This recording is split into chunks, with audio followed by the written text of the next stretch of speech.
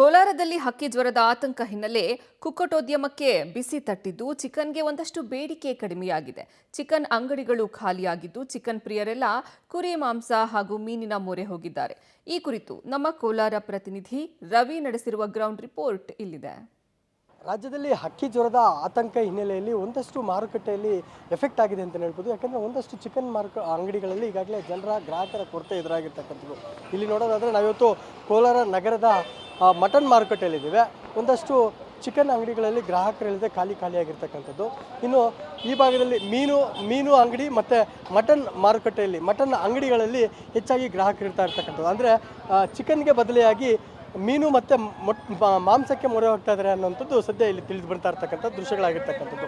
ಯಾಕಂದರೆ ಇತ್ತೀಚೆಗೆ ಹಕ್ಕಿ ಜ್ವರದ ಆತಂಕ ಜನರಲ್ಲಿ ಮನೆ ಮಾಡಿರ್ತಕ್ಕಂಥದ್ದು. ಹಾಗಾಗಿ ಈಗಾಗಲೇ ಬೆಳಗಿನಿಂದಲೂ ಕೂಡ ನಗರಸಭೆ ಅಧಿಕಾರಿಗಳು ಕೂಡ ಎಚ್ಚರಿಕೆಯನ್ನು ಕೊಟ್ಟಿರ್ತಕ್ಕಂಥದ್ದು.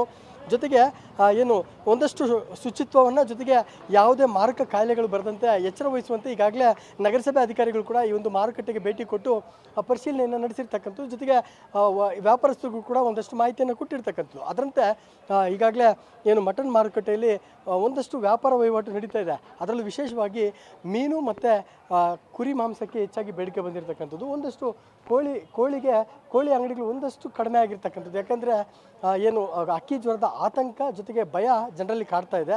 ಈ ಹಿನ್ನೆಲೆಯಲ್ಲಿ ಕೋಲಾರದಲ್ಲೂ ಕೂಡ ಒಂದಷ್ಟು, ಅಂದರೆ ಕೇಳಿ ಗಡಿ ಜಿಲ್ಲೆ, ಹಾಗಾಗಿ ಆತಂಕ ಜನರಲ್ಲಿ ಮನೆ ಮಾಡಿರ್ತಕ್ಕಂಥದ್ದು. ಒಂದಷ್ಟು ಕೋಳಿಗೆ ಬೇಡಿಕೆ ಕಡಿಮೆ ಆಗಿರ್ಬೋದು, ಜೊತೆಗೆ ವ್ಯಾಪಾರನೂ ಕೂಡ ಕಡಿಮೆ ಆಗಿರ್ಬೋದು. ಆದರೆ ಮಟನ್ ಮತ್ತು ಮೀನಿಗೆ ಬೇಡಿಕೆ ಹೆಚ್ಚಾಗಿದೆ ಅನ್ನೋಂಥದ್ದು ಸದ್ಯ ಇಲ್ಲಿ ತಿಳಿದು ಬರ್ತಾ ಇರ್ತಕ್ಕಂಥದ್ದು.